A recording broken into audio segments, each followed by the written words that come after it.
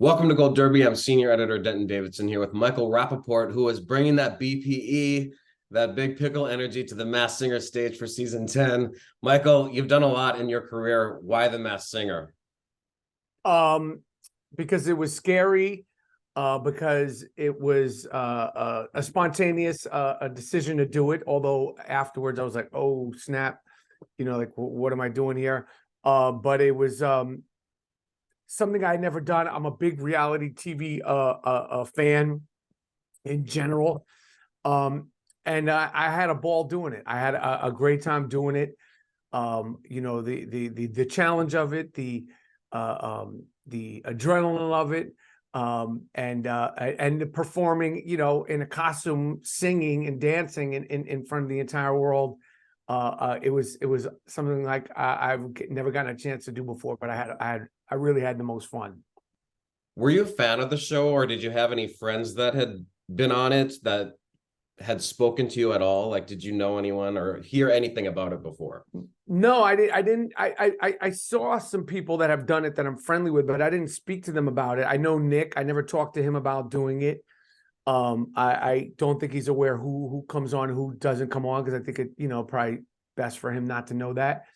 But I was talking to the producers, and they set you up to win, and I jumped right into it, and there's no time to sort of hesitate. Once you start, you have to really commit to it. And I think I was able to, get over my fear and shyness, because I'm a lot more shy than people would imagine in real life. But I just, did it, and, really wanted to give it my all, and to compete, because, once you start doing it, you want to, win, and you want to do well, and, doing well means winning. So it was fun. It was fun. It was challenging. And, when I got voted off, I was I was surprisingly upset that I got voted off, to be honest with you. I don't know what, I was surprised by that, but I had a good time. So you wanted to win. In previous years, to be fair, Gladys Knight was voted off. There's been some singing legends that lost this show, but you really wanted to win. What was the drive behind that? I think it's just I'm a competitive person, and I think it was really just, if you do well, you'll win, and I wanted to do well. My main agenda was to do well and to perform the best I can. Obviously, I never sang before. Obviously, the world has now found out that Michael Rapaport has the voice of an angel, of a fucking angel. And once I realized that I had this gift that had been unleashed at 53 years old, I thought there was no stopping me. Whether or not I have a singing career going forward is up for discussion. Some people say yes, some people say stop while you're on top. But nonetheless, it was all good fun. Well, another gift you had was the pickle costume. What a great costume to get. Do you have any say in that? Do you get options? Do they say, we think this would be good for you? How does that all work? Well, they know best, and they know what's feasible and designable.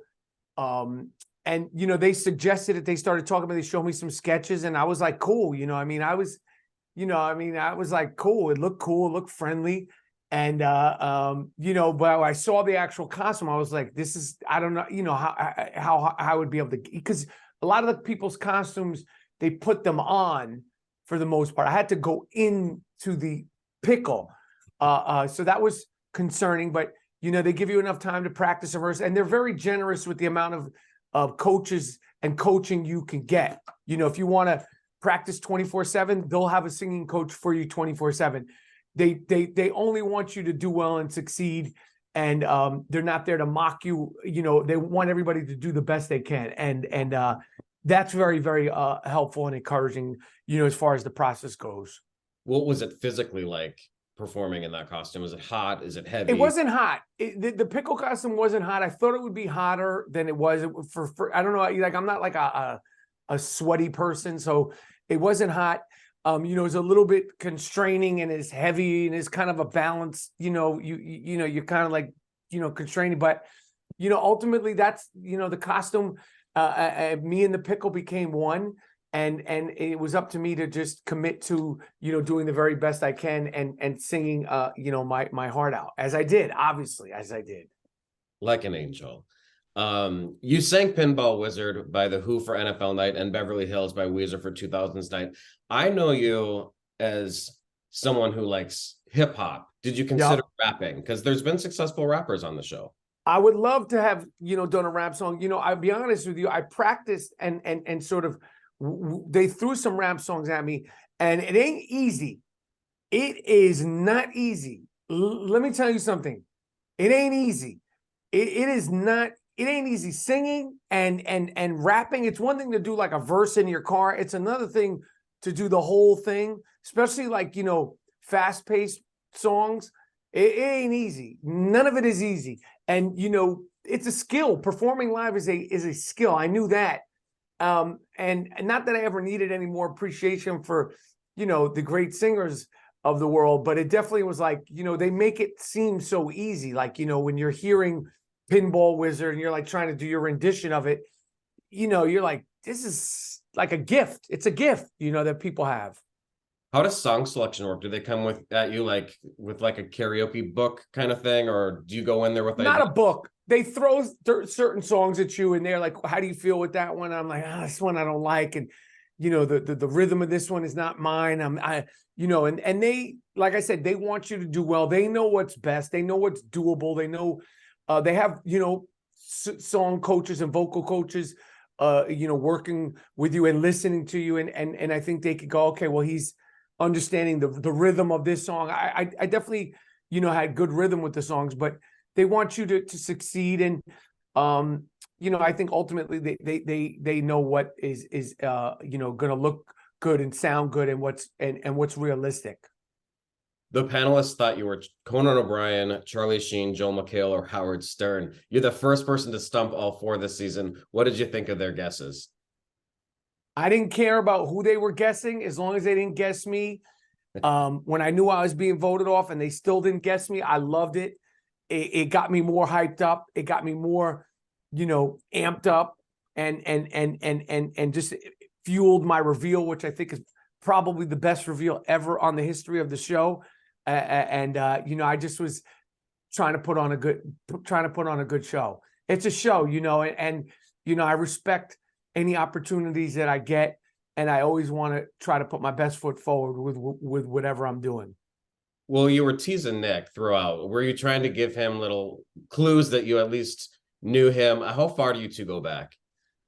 Man, I've known Nick for a while. I met him as a fan of his, in a club. I'd have to look at a calendar like to see how many years ago. But I played basketball with him. I've done his shows. He's done my shows. When I interviewed people, and he's a good dude. And obviously a very, very, very successful, inspiring person too as a professional. I just love the diversity of his career. And he takes chances. He takes risk. And I really respect that. And he's a good person. He's a good dude. And a sweet, genuine person. So I just was trying to have fun with him. He's got a very good sense of humor. I know that. And I know he gets me. So I don't know what point he knew it was me, but I just was like, I'm going full tilt. And I know Robin and I know Jenny. A funny thing is I've never actually met Ken. I've never met Nicole, but I know Robin and Jenny. So I was just trying to like tease them, like once they continued to get it wrong, I just was enjoying it. Well, you mentioned being a fan of reality TV, so you can be proud that a week prior you took down Tom Sandoval. So that's a pat on the back for sending one person home. What was that like to see? What's it like to see who else unmasks before you? Is that just fun? Well, the fact that it was Sandoval was awesome because I'm a huge Vanderpump Rules fan, and I am in the middle of my rewatch right now watching the entire series. So I was tripping that he got kicked off. I'm a big fan of the show, big fan of his, one of the great reality stars ever. So it was fun seeing him up there and do his thing. Season 10 contestants boast a combined 40 medals, 33 Grammy nominations, 7 Hall of Fame awards, 3 Lifetime Achievement Awards, and 50 tattoos.